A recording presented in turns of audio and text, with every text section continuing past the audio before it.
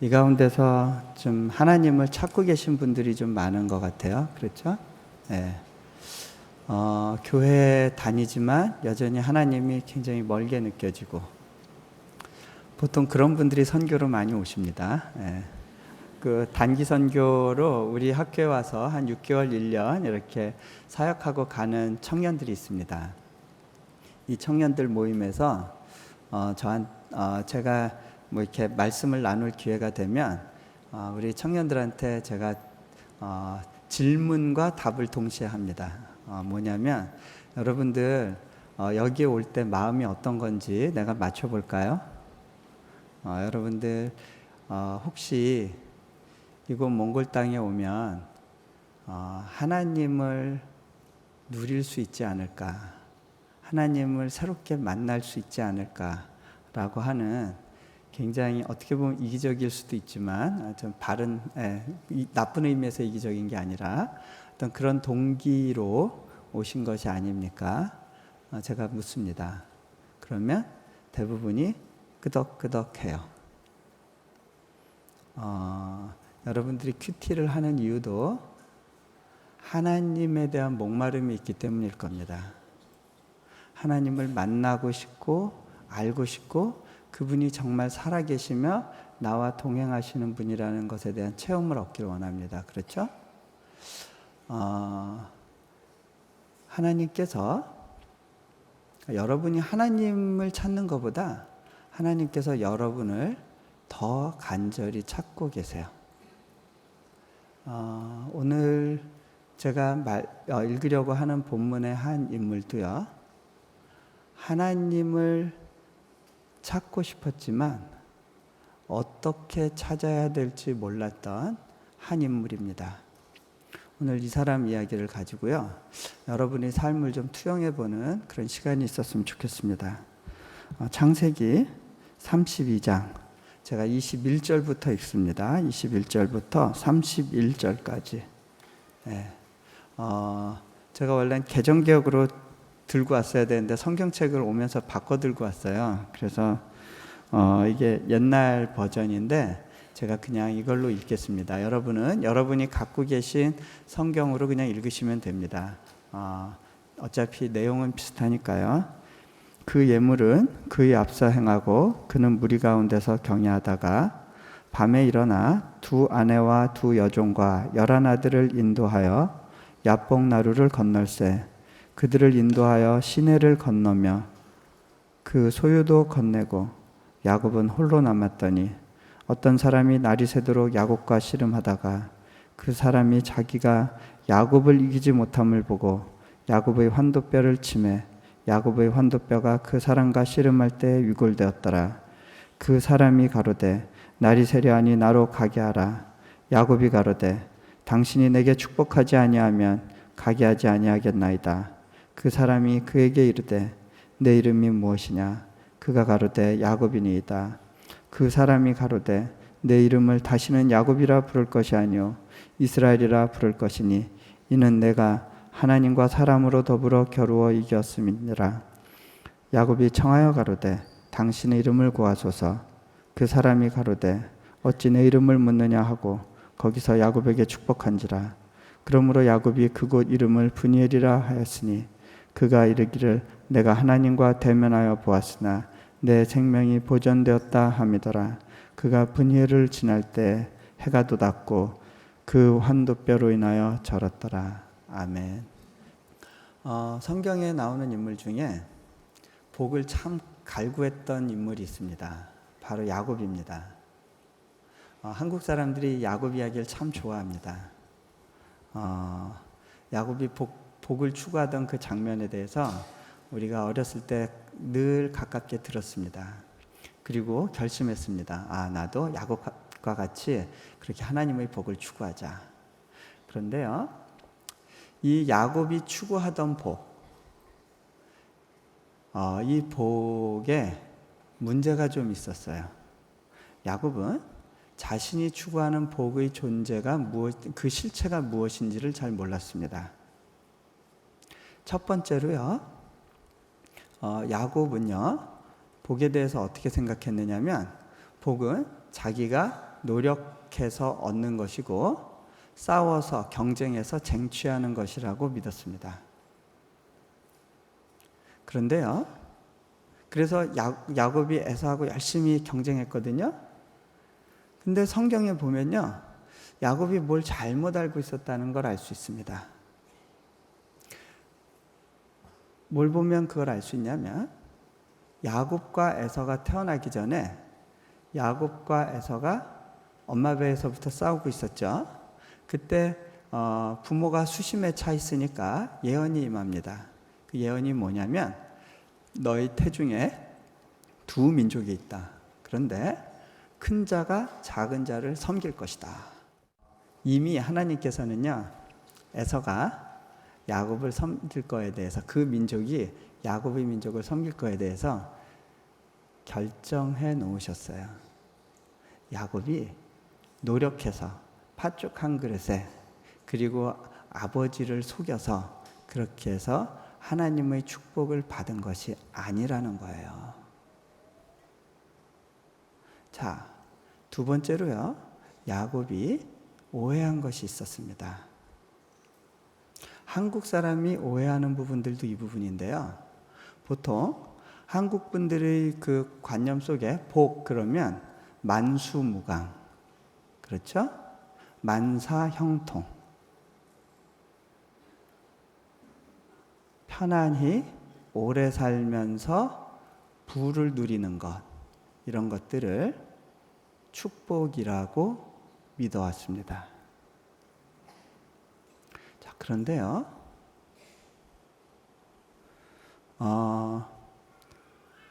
성경에서는요, 그것을 축복이라고 하지 않습니다.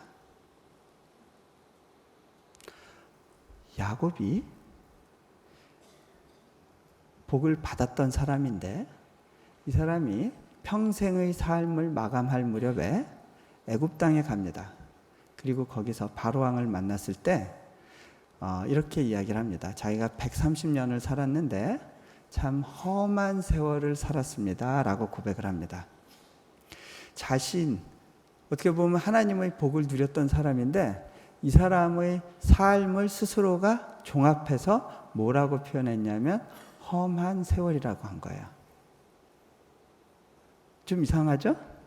이상하다. 그러면 정말 복이 맞나? 뭐가 복이지? 제가 올 초에 어느 순복음교회에서, 외국에 있는 어느 순복음교회에서 집회를 하게 됐어요.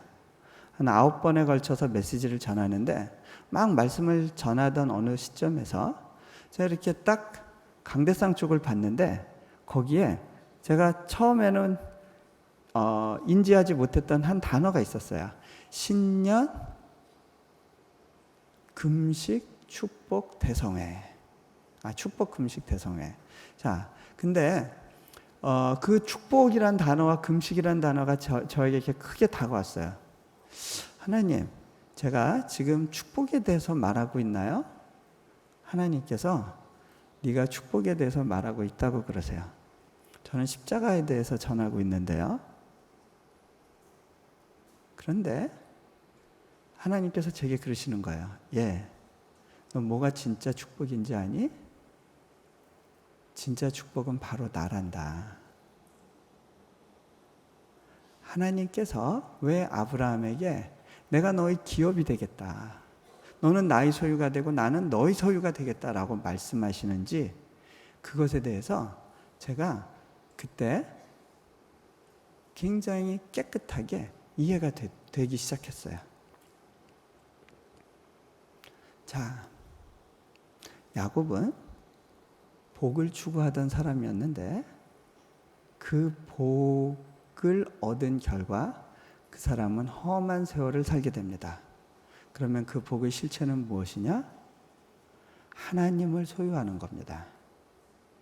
그런데 하나님을 소유하는 삶은요, 우리가 생각하는 것처럼 그렇게 안락하고 편안하고 무난한 삶이 아닙니다. 자, 이 야곱이요, 복을 추구하면 할수록 점점 더 어려움 속에 처하게 됩니다. 아버지를 속이고 나서 에서에게 갈 축복을 자기가 쟁취하고 나서 어떤 일이 벌어졌죠? 이제는 편안하게 아버지와 같이 살 수 없게 됐습니다. 도망가야 됐어요. 분노하는 형 에서를 피해서 도망간 곳이 있는데 바로 자기보다 더 약은 외삼촌 라반의 집이었습니다. 자기보다 더 힘이 센 에서와 자기보다 더 약은 외삼촌 라반, 이 사이가 바로 야곱의 광야였습니다.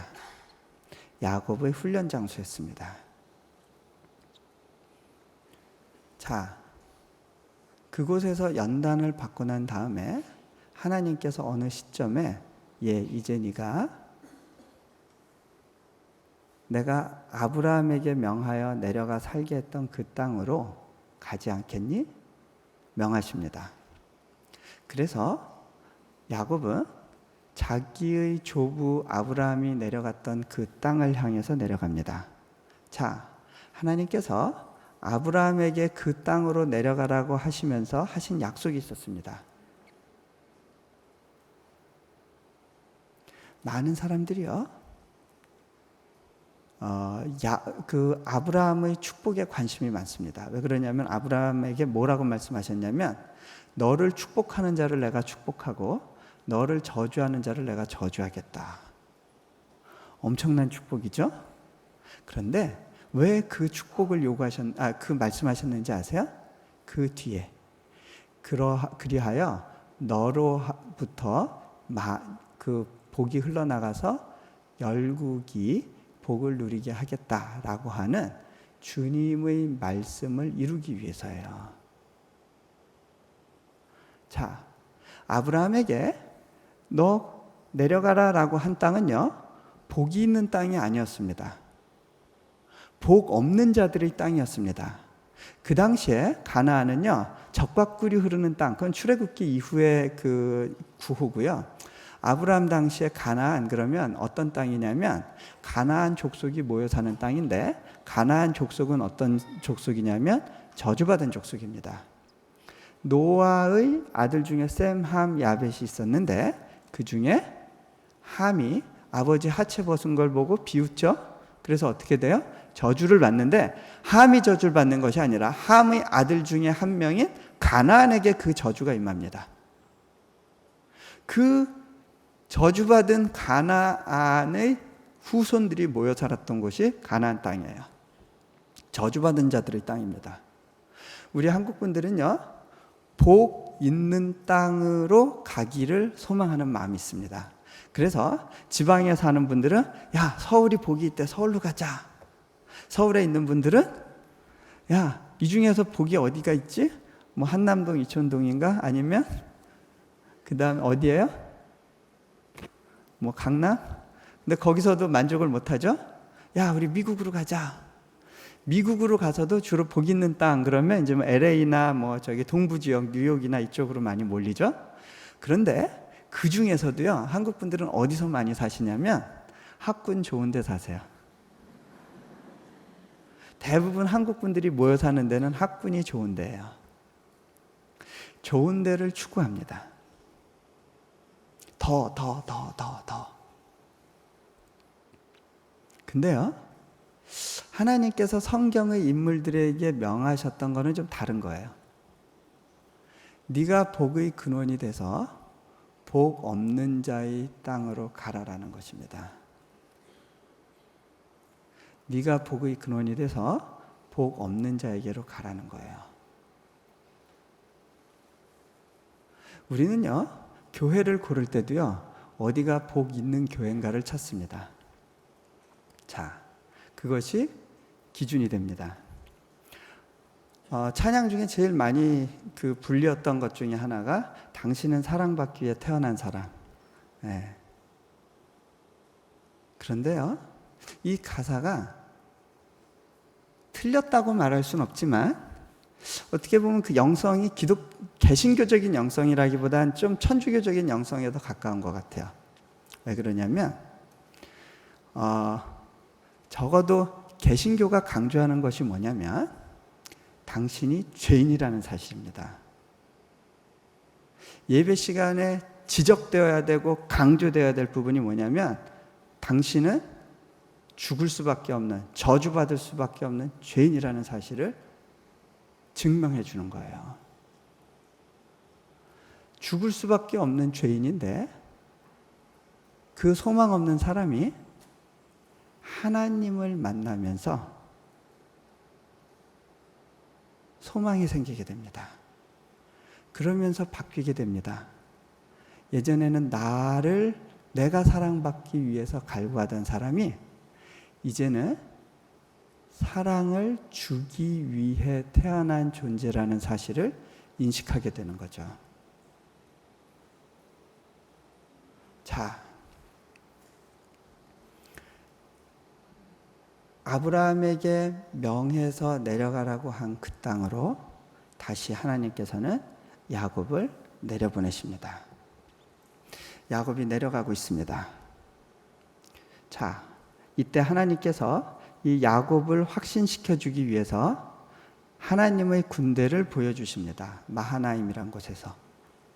이때의 야곱의 신앙 수준에 대해서 한번 좀 우리 평가를 해보면 좋겠습니다. 여러분하고 좀 비교해 보세요. 자, 야곱이 하나님이 살아계신 거 알았어요? 몰랐어요? 알았죠? 하나님의 말씀을 들을 수 있었어요? 없었어요? 들을 수 있는 귀가 있었죠?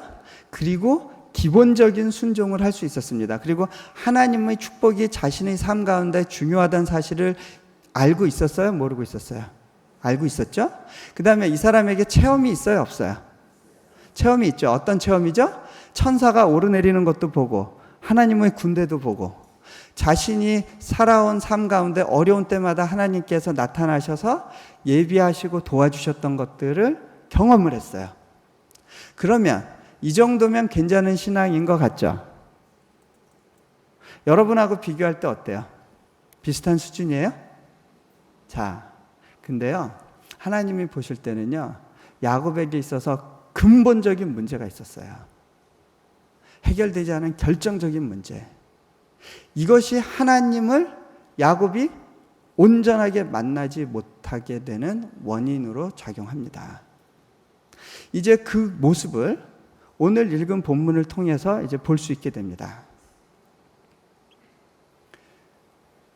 자, 야곱이요. 오늘 읽은 본문 조금 앞에 가면 32장 앞부분에 가면요.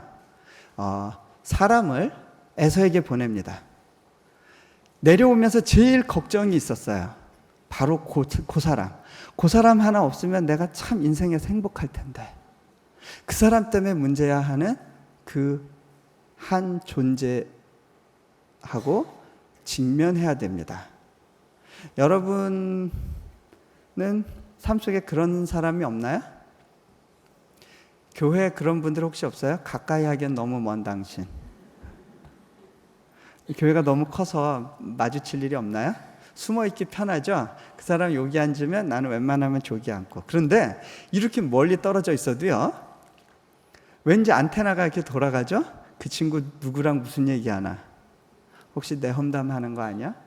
안테나가 돌아갑니다. 자, 하나님께서 우리 인생을 변화시킬 때 주로 관계를 사용하십니다. 주로 관계에서 나타나는 어려움을 우리에게 허락하십니다. 그 사람들은요, 어떻게 보면 군대 갔다 오신 분들에게는 유격훈련 생각해 보세요. 유격조교들 아시죠? 일종의 유격조교들입니다. 근데요, 그 사람들을 긍휼히 여길 수 있어야 돼요. 왜냐하면 그 사람들 그거 하고 싶어서 하는 거 아니거든요. 여러분들에게 막대기가 되는 존재들이 있습니다. 그런데요, 그 막대기가 되는 존재들에 대해서 불쌍히 여길 수 있는 마음이 있어야 돼요. 왠지 아세요? 나 하나 바꾸려고 하나님이 그 사람을 쓰시는 거거든요. 내가 바뀌었는지 안 바뀌었는지 어떻게 하는지 아세요? 자, 그 친구 너무 못되게 굴고 속상해서 그 꼴 보기 싫다고 교회를 옮겨봤어요. 그러면 어때요? 교회 옮겼는데 그 친구 생각나게 하는 똑같은 사람 있죠? 경험이 많으신가 보네요. 웃는 거 보니까. 왜 그런지 아세요? 내가 바뀌기 전까지는요, 같은 사람을 계속 만나게 돼 있습니다. 야곱에게 붙여주신 한 사람에서 그 사람하고의 관계의 어려움 때문에 결국 뭘 하냐면 이제 사신을 보내봅니다. 그런데 사신이 와서 뭐라고 얘기하죠? 지금 에서가 400명을 데리고 당신에게로 오고 있습니다. 자, 여러분들이 평소에 곱깝게 보던 사람이 하는 행동은요, 전부 나에게 불리한 쪽으로 해석됩니다. 그죠? 네, 경험이 있으시죠? 자, 에서가 400명을 데리고 오는 거에 대해서 뭐 쳐들어온다, 죽이러 온다 이런 얘기 안 했지만 야곱은 그걸 뭐라고 해석했냐면 나를 죽이러 오는 게, 나를 해치러 오는 게 틀림없어 라고 단정해 버립니다. 그리고 나서부터 이제 준비를 하는데요. 자, 자기가 갖고 있는 것 중에 괜찮은 거와 버릴 수 있는 것 2개로 이제 짐을 꾸립니다. 자, 위기의 순간이 오면요, 우리는 자동적으로 우선순위를 구분하게 돼 있습니다. 여러분의 삶 가운데 경제 위기가 닥쳤다. 자동적으로 생각합니다. 버릴 수 있는 것과 버릴 수 없는 것, 건질 수 있는 것과 건질 수 없는 것에 대해서 딱 구분을 합니다. 그렇죠? 자, 버릴 수 있는 것과 버릴 수 없는 것, 그거를 딱 구분하고 나서, 그리고 나서 야곱이 기도를 합니다. 기도를 보면요, 상당히 모범적인 기도입니다. 뭐냐면, 하나님, 나의 그 어려운 순간을 하나님이 다 도와주셨습니다. 나보고 여기 가라고 명하셨죠? 그래서 제가 왔습니다. 나 좀 도와주세요. 나 좀 살려주세요. 그런데요, 여러분이 이 시간 예배를 얼마나 나이스하게 드렸는지, 얼마나 많은 눈물을 기도 시간에 흘렸는지, 그거는 그렇게 중요하지 않을 수 있어요. 제가 언젠가 어느 교회에서 말씀을 전하는데요, 그때 울음바다가 됐었어요. 그런데 막 저는 막 흥분해 있었는데 하나님이 그러시는 거예요. 이 가운데 참 변화가 있는 영혼은 아주 소수라는 거예요. 하나님, 이렇게 놀라운 부흥이 일어나고 있는데요. 내 눈으로 볼 때 여기서 정말 온전한 회개에 이른 사람들은 너무 적다는 거예요. 제가 그때 깨달았어요. 내가 겉으로 보는 것과 하나님이 보시는 것 사이에는 차이가 있구나. 자, 여러분이 오늘 어떻게 예배 시간에 은혜를 받았는지 안 받았는지는요, 여러분의 돌아가서의 삶을 보면 알 수 있어요. 우리는 얘기합니다. 아, 나도 옛날엔 뜨거웠는데. 근데요, 옛날엔 뜨거웠는데 지금 뜨겁지 않다면 옛날에 뜨거웠던 거에 문제가 있었던 겁니다. 나도 왕년에 은혜 받았는데, 죄송하지만 은혜 받은 것이 아닙니다. 정말 중요한 은혜는요, 그 사람을 변화시킵니다. 여러분, 생명은 떨어지면 싹이 나서 자라게 돼 있습니다. 어떤 사람은 그렇게 얘기해요. 세상이 주는 거짓말 중에 하나가 결혼은 신혼 초가 절정이고 그 다음부터는 내리막길이다. 그건 세상이 주는 이야기예요. 갈수록 자라지 않는다면 처음부터 죽어 있었던 겁니다. 생명은 반드시 자라고 열매를 맺게 돼 있습니다. 여러분이 하나님의 은혜를 너무 값싸게 생각할 때는 은혜 받지 않고서도 은혜 받은 척하고 살아갑니다. 자, 온전한 변화는 삶을 바꾸게 돼 있습니다. 자, 야곱이 기도는 열심히 했지만 문제가 있었어요. 그 문제는 뭐냐면요, 삶의 방식은 전혀 바뀌고 있지 않다는 거예요. 기도하고 난 다음에 선물을 열심히 쌉니다.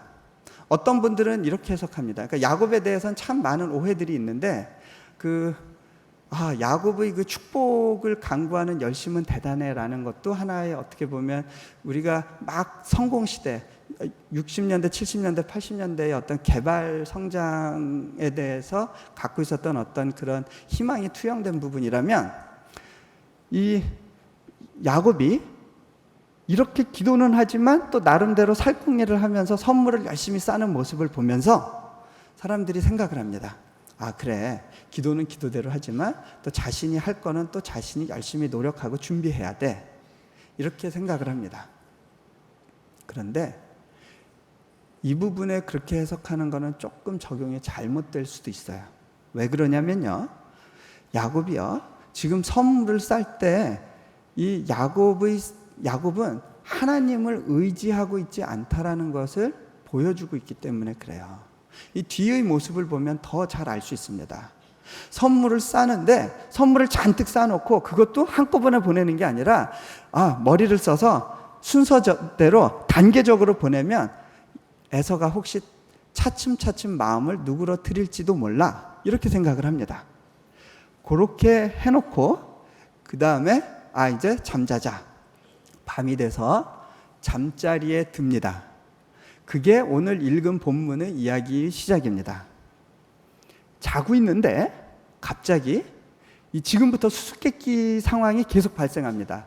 이상해요? 갑자기 야곱이 일어나서 가족들을 데리고 강을 건너요. 그리고 난 다음에 어느새 보니까 혼자 남아 있어요. 더 이상한 건요, 거기에 하나님이 나타나는데 하나님하고 야곱이 씨름을 해요. 아니, 힘들어서 골골하고 있는 그 야곱을 상대로 왜 하나님이 씨름을 하실까요? 그런데 하나님이 야곱한테 져요. 야곱은 에서한테도 지는 약골인데 하나님이 야곱한테 져요. 그 이후에도 수수께끼 같은 일들이 계속 벌어집니다. 여러분, 이 부분이 이해가 잘 되셨어요? 오직 믿음으로, 그죠? 네. 자, 근데요, 문제가 있어요. 이 부분을 좀 제가 제 방식대로 해석할게요. 이거는 해석학적인 문제이기 때문에 꼭 제 해석이 맞다고 할 수는 없어요. 하지만 여러분들에게 혹시 이 해석이 도움이 될 수 있을 것 같아서 제가 오늘 좀 나눠보려고 합니다. 그건 뭐냐면요, 야곱이 밤에 자다가 불안해졌어요.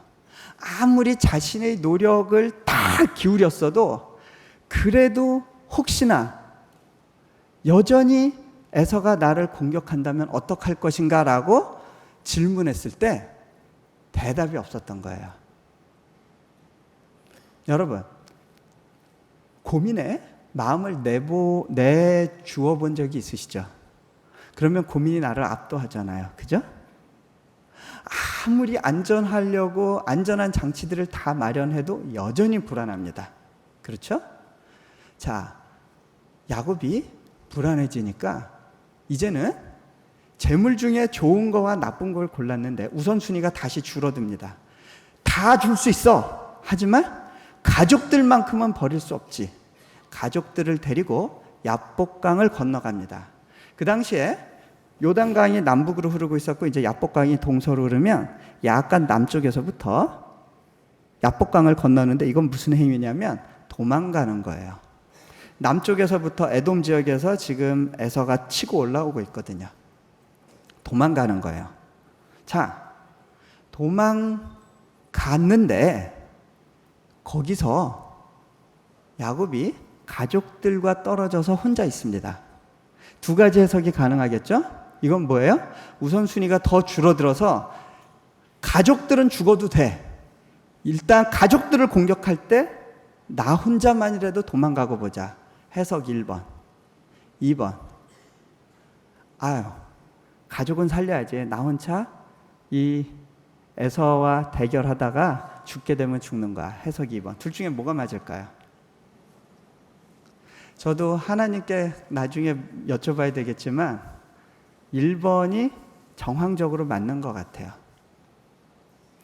이런 이야기를 들으셨을 때 여러분이 속으로, 특히 여성분들, 괘씸해, 야곱 어떻게 그럴 수가 있어, 비겁하게 어떻게 가족들은 죽으라고 그러고 자기 혼자 살려고 할 수 있지? 그런 분들 있으시죠?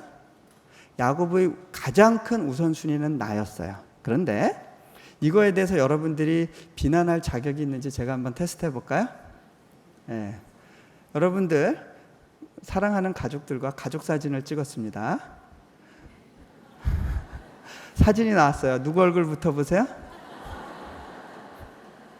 그 사진 잘 나왔다 안 나왔다 기준이 뭐죠? 우리가요, 정말 위기 순간이 되면 나 혼자 남습니다. 나 혼자 남습니다.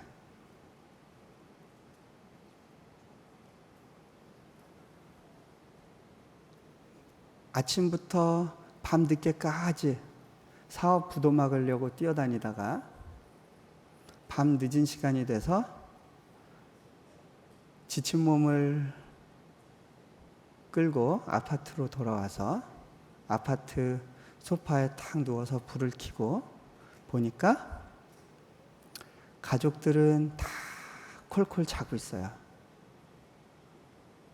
혼자 덩그머니 불 켜진 거실에 앉아서 무슨 생각이 드세요? 이 세상에 남은 건 나 하나밖에 없구나. 이 지친 육체밖에 없구나. 그렇게 느껴지는 순간이 혹시 없으셨습니까? 가족도, 아이들도, 부모님도 그 시간에는 도움이 되지 않는, 친구들도 도움이 되지 않는 그런 순간을 혹시 만나보셨습니까?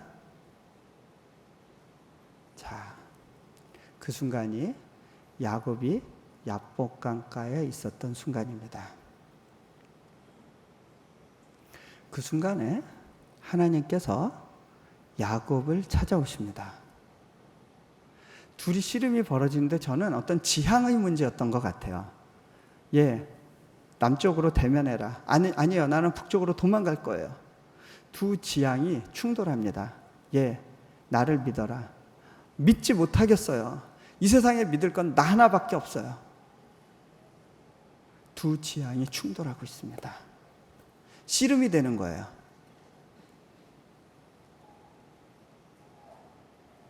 자, 그런데요, 신기한 일은요, 하나님이 진다는 사실이에요. 제가요, 이 사실을 어떻게 확인하게 됐냐면요, 제 아이랑 이렇게 전쟁놀이를 할 때가 있습니다. 몽골이 워낙 겨울이 길고 춥다 보니까 제가 아이를 좀 운동을 시켜줄 필요를 느껴서 가끔 저녁 때 숙제 마치고 나면 아이랑 이제 칼싸움 같은 걸 합니다. 자, 칼싸움을 하면 보통 누가 이길까요? 네? 제 아들이 이깁니다. 그런데요, 제가 가끔 가다가 늘 이기게 해주는 것이 재미도 없을 뿐만 아니라 아이의 정서 형성이나 사회성 개발에 도움이 안 된다고 느낀 적이 있어요. 그럴 때는 제가 마음을 독하게 먹습니다. 오늘은 어떻게 이겨줄까?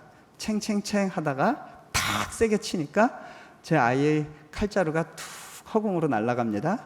이제 그때 지른다 아빠, 하나 둘, 그러고 콕 배를 찌릅니다. 피하려다가 배를 정면으로 딱 맞아요. 그러면 이제 어이없는 표정으로 저를 딱 봅니다. 저는 그 순간 마음을 독하게 먹고, 이동현, 아빠가 너 찔렀지? 그럼 아빠가 이긴 거야. 아빠 이겼다! 그러고 좋아합니다. 그러면 어느 날 동현이가요, 아주 기분 나쁜 표정을 하면서 문을 콱 닫고 자기 방으로 가버려요. 나중에 보니까 엄마를 불러요. 엄마! 나 잘 건데. 그러면서 불러요. 그러면 엄마가 가니까 무슨 소리 하나 들어보니까, 엄마, 아빠 나빠. 어떡해. 아들을 이겼다고 저렇게 좋아할 수가 있지? 분했나 봐요. 근데 제가 문득 이대로 재우면 문제가 되겠다는 생각이 들었어요. 안 되겠다. 야, 이동현, 너 아빠랑 한 판 더 붙을래? 더 붙겠대요. 그래서 칼싸움을 합니다. 이번에 누가 이길까요? 예, 제 칼이 여지없이 날아가고 그 헛찌르는 칼에도 그냥 몸을 비껴대서 탁 맞고서 그 다음에 팍 장렬하게 쓰러집니다. 아, 아빠 쓰러졌다. 동현이 세졌는데, 그러니까 동현이 대답이 저를 놀라게 했어요. 그치 아빠? 나 세지? 내가 새로운 작전을 걸었거든.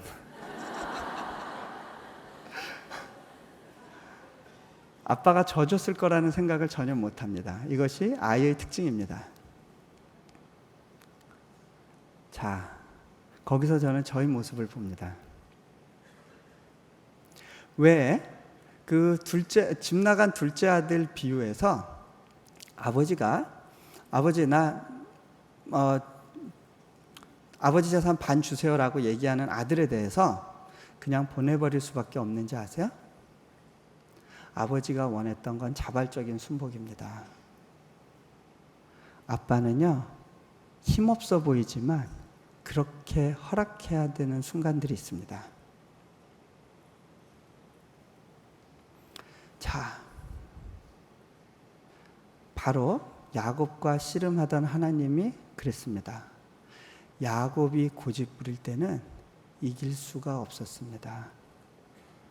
야곱에게 있어서 해결되지 않았던 하나의 문제는 뭐였냐면요, 자아의 문제였습니다.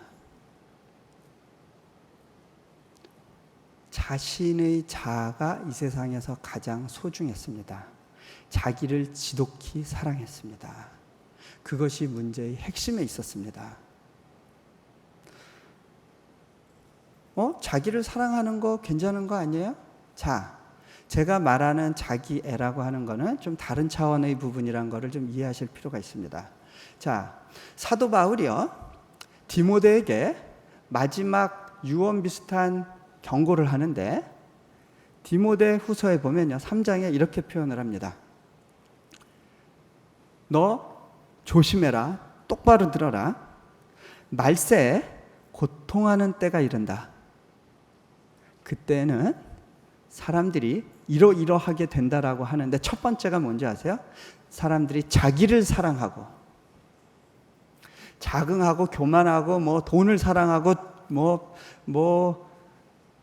성내고, 쭉 나오는데, 그거를 전부 포괄해서 한마디로 말하는 것이 뭐냐면, 자기를 사랑하고, 이것이 우리 문제의 근원입니다. 예수님은 분명히 말씀하셨습니다. 누구든지 자기를 부인하고 자기 십자가를 지고 나를 쫓아야 나의 제자가 된다라고 하셨어요. 사도 바울도 이야기합니다. 내가 그리스도와 함께 못 박혔나니 나는 날마다 죽노라. 그것이 복음의 완성입니다. 그런데 우리는요, 반쪽짜리 복음을 들고 있습니다. 예수님께서 나를 위해 십자가에 달려 죽으셨어. 거기서 끝나버립니다. 내가 죽는 거에 대해서는 관심이 없습니다. 예수님이 날 위해서 죽으셨으니까 나는 축복을 받아야 돼. 그것이 내가 교회 나오는 유일한 목적이야. 교회를 나오는데, 교회를 나오는 목적이 자아 실현이 됩니다. 제가 말씀드릴 수 있습니다. 이분들은 염소입니다.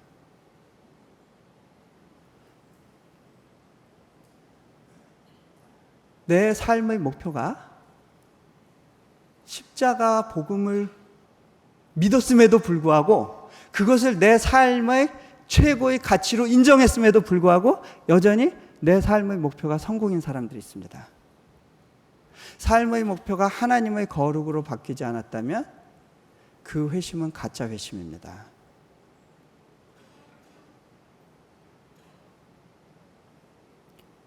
제가 5년간의 사역의 경험으로 그것을 확실히 말씀드릴 수 있어요. 가짜 회심을 참 많이 봤거든요. 자, 물론 제가 말씀드리는 건요, 행위로 구원받는다는 이야기가 아니에요. 제가 말씀드리는 건 이미 믿었기 때문에 나타나는 결과들 있죠? 열매들에 대해서 이야기하고 있는 겁니다. 많은 사람들이요, 싸이질이라는 걸 합니다. 그렇죠? 예, 페이스북도 있고 여러 가지 있습니다. 그런데 그 블로그도 하고 그걸 하는 근원적인 동기 가운데는 나를 드러내고 싶은 것들이 있습니다. 어떤 분들이 사이트를 들어가 보니까 거기에 아주 그 목사님 설교도 따다가 인용해 놓고, 그 다음에 아름다운 CCM 찬양도 갖다 놓고 좋은 성경 구절, 자기가 큐티한 내용들을 쫙 걸어 놨습니다. 그런데 저는요, 그 사이트 전체가 주는 메시지 하나를 읽을 수 있었어요. 그건 뭐냐면, 나는 소중한 사람이에요. 나는 중요한 사람이에요. 나 좀 봐주세요. 그것이 근저에 있는 가장 큰 소리였어요.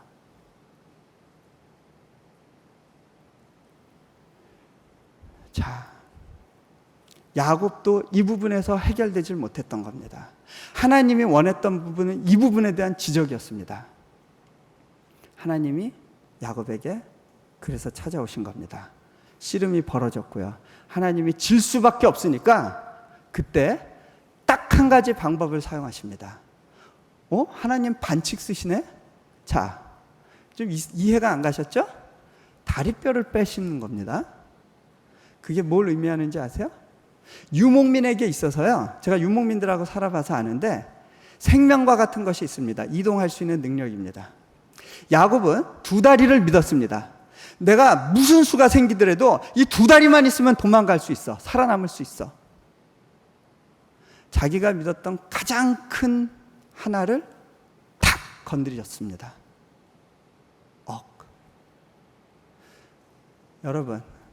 여러분이 정말 중요하다고 생각한 그 한 가지를 하나님께서 건드리셨던 경험이 있는 분들이 있습니까?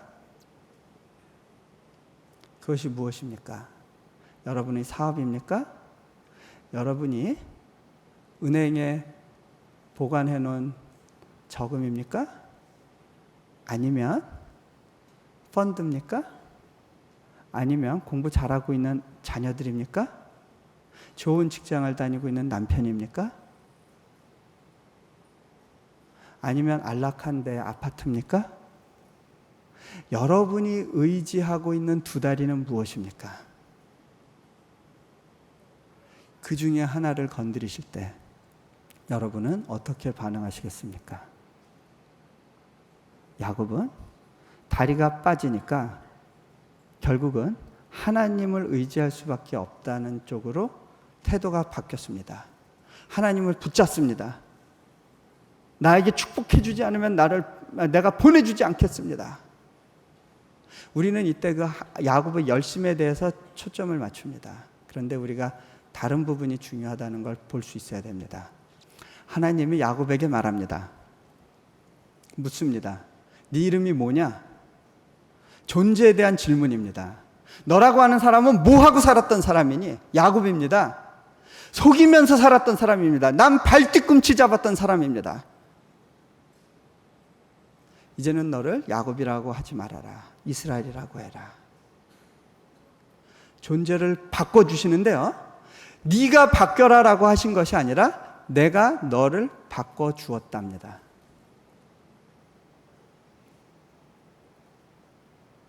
여러분 힘으로는 여러분이 십자가를 질 수 없습니다. 여러분 힘으로는 여러분 손에 못을 박을 수가 없습니다. 그것은 오직 하나님의 영역입니다. 여러분이 여러분을 바꿀 수가 없습니다. 여러분이 할 일은 그저 도와주세요, 살려주세요. 내가 주님을 놓을 수가 없습니다. 입니다. 물에 빠져들어가는 베드로가 예수님에게 소리쳤습니다. 베드로는요, 그때 물에 빠져가네? 내가 왜 이렇게 잠기지? 내가 믿음이 부족하구나. 그럼 내 믿음을 얼마나 증진시켜야 될까? 그걸 분석하고 있지 않았습니다. 그가 한 것은 그냥 겸손히 도와주세요. 제 믿음 없음을 도와주세요. 살려주세요. 살려주세요. 그랬을 때 예수님이 그를 들어 일으키셨고 같이 물 위를 걷게 됩니다. 이것이 바로 구원입니다. 여러분 힘으로는 여러분을 바꿀 수 없습니다. 노력해 봤잖아요. 되시던가요? 많은 분들이요, 제가 내려놓음에 대해서 메시지를 전하잖아요. 그러면 끝나고 나서 내가 선교사님 말씀처럼 각고의 노력을 해서 열심히 내려놓겠습니다. 결심하겠습니다. 결심으로 되는 게 아니라고 열심히 설명을 해도요, 알겠습니다, 결단하겠습니다, 노력하겠습니다. 노력으로 안 돼요. 해보셨어요? 이 중에 책 읽으신 분들 있죠? 그래, 나도 한번 오늘부터 결심해보고 내려놔 보자. 며칠 가셨습니까?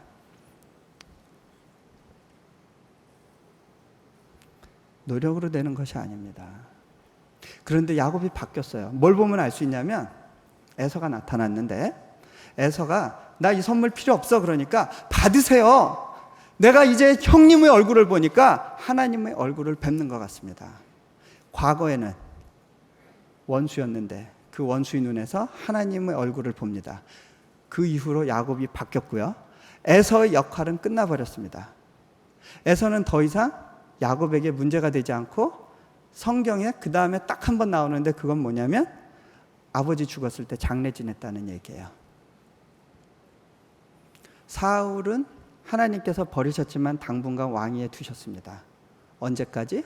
다윗이 변화될 때까지. 그것이 에서의 역할입니다. 여러분들을 힘들게 하는 사람들을 불쌍히 여길 수 있어야 돼요. 어느 선교사님이요, 15년 동안 그 몽골에서 사역하신 아주 귀한 분인데요, 이분이 너무너무 귀한 분인데 저희한테 오셔서 이런 간증을 하셨어요. 당신이 몽골에 처음 가서부터 크고 작은 수많은 문제들이 있었대요. 첫 번째 사건부터 들라면 3개월 정도 사역하다가 아내가 도저히 당신 같은 사람하고 사역 못하겠다 그러면서 짐 싸갖고 한국으로 간 거예요. 기도원으로 들어가 버렸어요.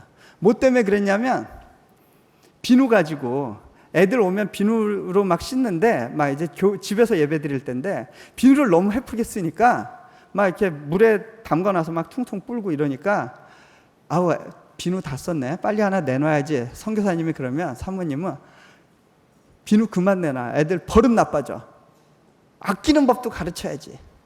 비누 하나 갖고 싸움이 난 거예요. 그래서 결국 서로 선교 못하겠다고 갈라서서 사모님은 한국에 들어가서 기도원에 가 있다가 20일쯤 되는 때 하나님께서 내가 네 남편도 사랑한다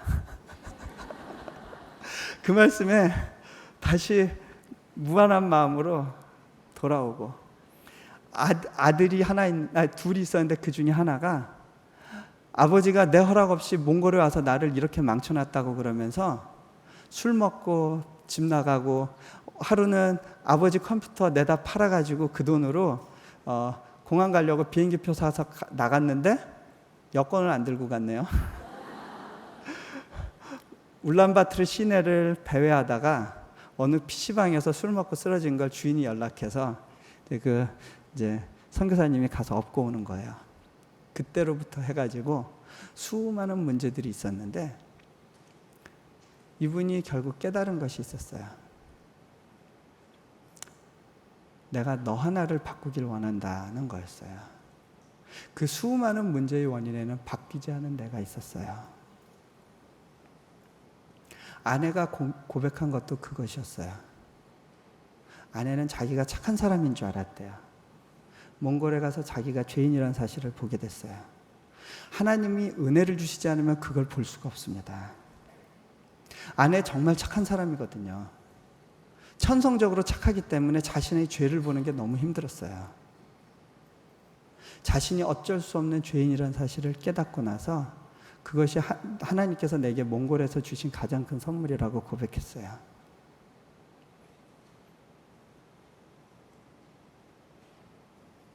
자,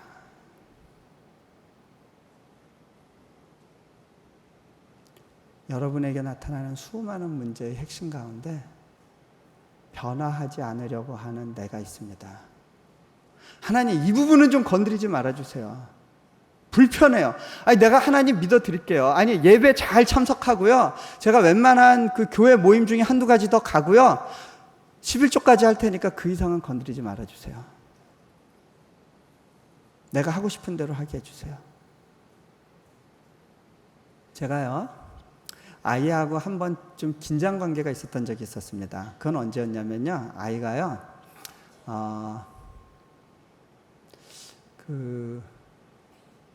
아이가 그 학교에서 좀 이렇게 못된 행동을 했어요. 그것 때문에 이제 선생님이 저한테 얘기를 했는데, 제가 그 이야기를 듣고 너무 속상하고 낙담되고 좀 분노하는 마음이 들었어요. 제 아내도 그때 막 분노했는데, 아내가 왜 분노했냐면 어떤 생각이 들었기 때문이냐면, 아니 도대체 내려놓음을 썼다는 집 아이가 이 모양이어서 어떡해야.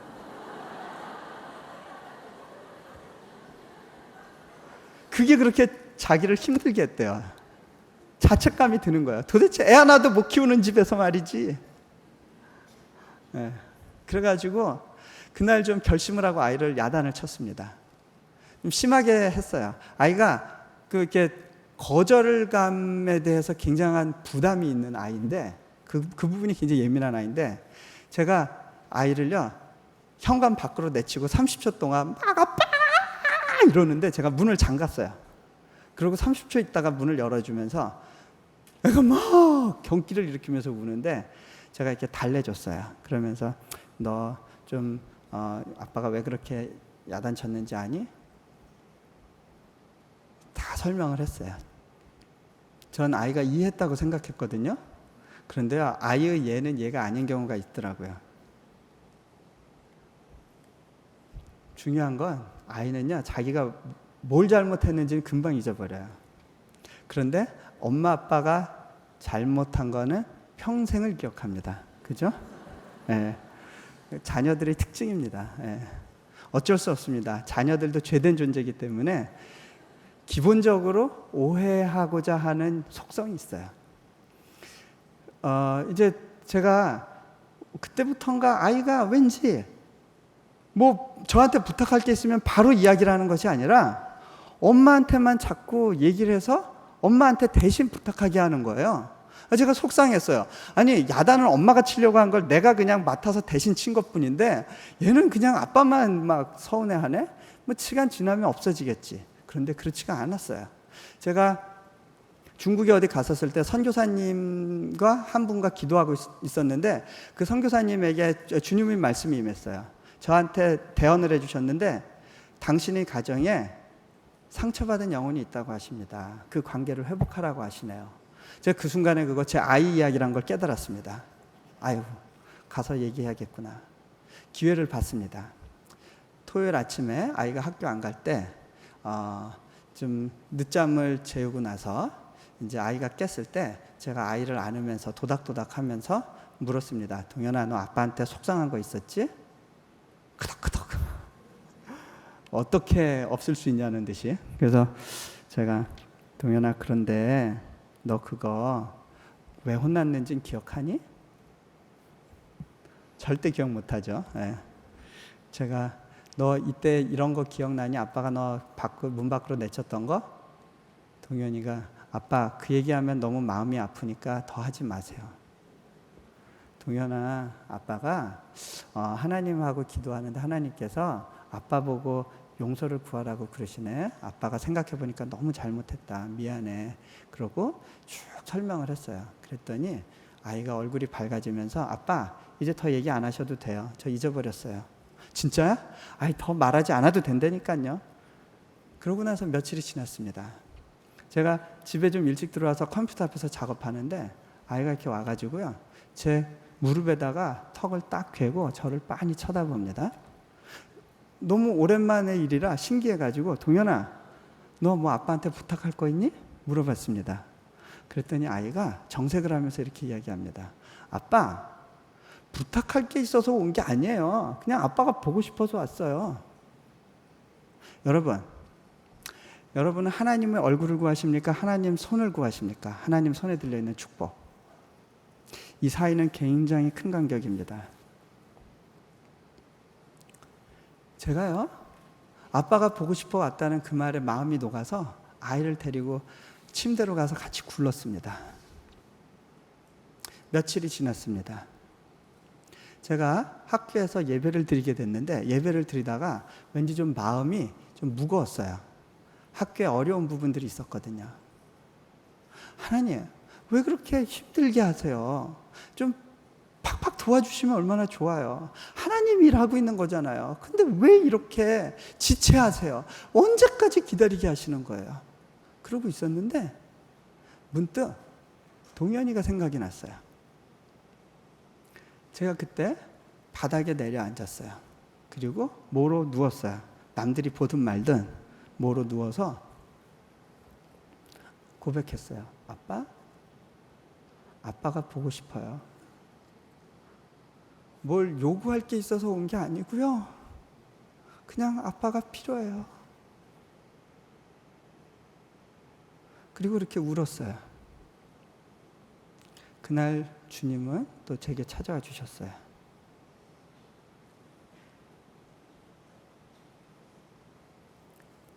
자,